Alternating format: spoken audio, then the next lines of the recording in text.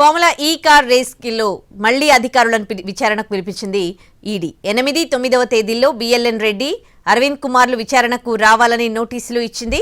ఇవాళ హాజరు కాకుండా సమయం కోరడంతో ఈడీ సానుకూలంగా స్పందించింది. అయితే 2 నుంచి 3 వారాల పాటు సమయం కావాలని కోరగా ఈ నెల 8, 9 తేదీల్లో తప్పకుండా హాజరు కావాలని నోటీసులు జారీ చేసింది ఈడీ.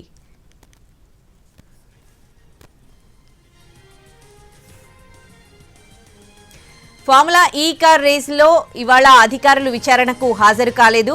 2 నుంచి 3 వారాల సమయం కోరారు. దీంతో ఈడీ ఈ నెల 8, 9 తేదీల్లో బిఎల్ఎన్ రెడ్డి అలాగే అరవింద్ కుమార్లు విచారణకు రావాలని నోటీసులు ఇచ్చింది.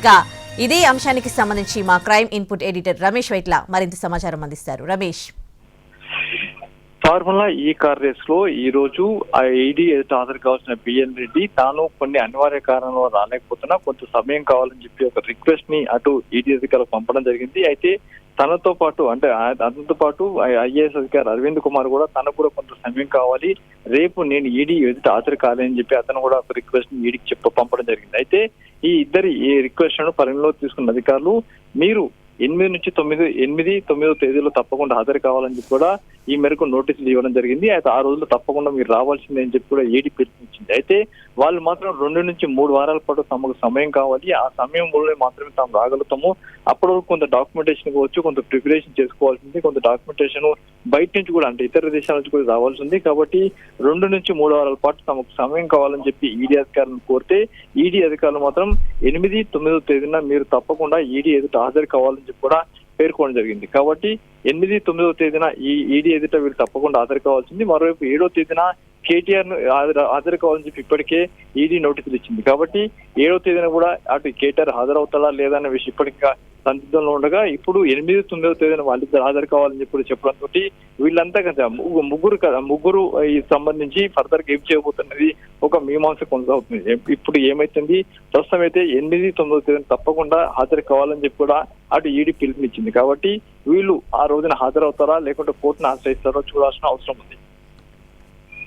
రమేష్, అయితే 7వ తేదీ కేటీఆర్ ని ప్రశ్నించడానికి బిఫోరే బిఎల్ఎన్ రెడ్డి, అరవింద్ కుమార్ ని విచారించి వాళ్ళ దగ్గర నుంచి వచ్చే ఇన్ఫర్మేషన్ ఆధారంగా 7వ తేదీ కేటీఆర్ ని విచారించాలని ఈడీ అనుకుంది. మరి ఇప్పుడు సమయం తీసుకొని వీళ్ళిద్దరిని 8, 9కి ప్రశ్నిస్తున్న నేపథ్యంలో కేటీఆర్ ని 7వ తేదీయే విచారించనుందా, లేకపోతే దీంట్లో కూడా మార్పులు ఏమైనా జరిగే అవకాశాలున్నాయా? 7వ తేదీనే కేటీఆర్ ని విచారించబోతున్నారు. ఎందుకంటే 7వ తేదీన సంబంధించిన నోటీస్ అతనికి ఇవ్వడం జరిగింది. ఇప్పటికే ఆ నోటీస్ కూడా కేటీఆర్ అనుకోవడం జరిగింది. దానికి సంబంధించి ఇప్పటికే కేటీఆర్ తన లీగల్ టీం దీనిపైన స్పందిస్తుందని చెప్పి కూడా ఇప్పటికే కేటీఆర్ చెప్పడం జరిగింది. అయితే 7వ తేదీన కేటీఆర్ ని విచారించబోతున్నారు.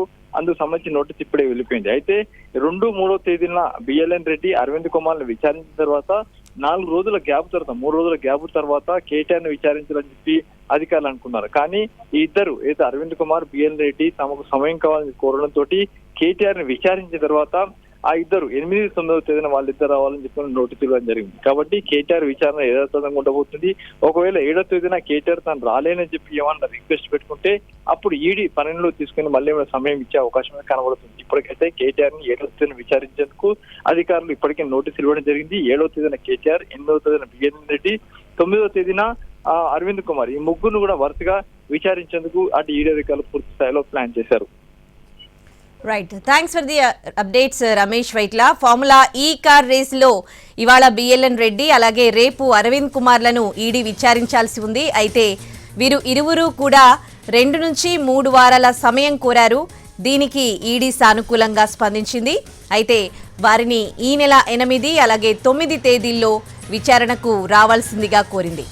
అలాగే ఇప్పటికే కేటీఆర్కి కూడా నోటీసులు ఇచ్చింది. ఆయన ఈ నెల 7న విచారణకు వెళ్లాల్సి ఉంది.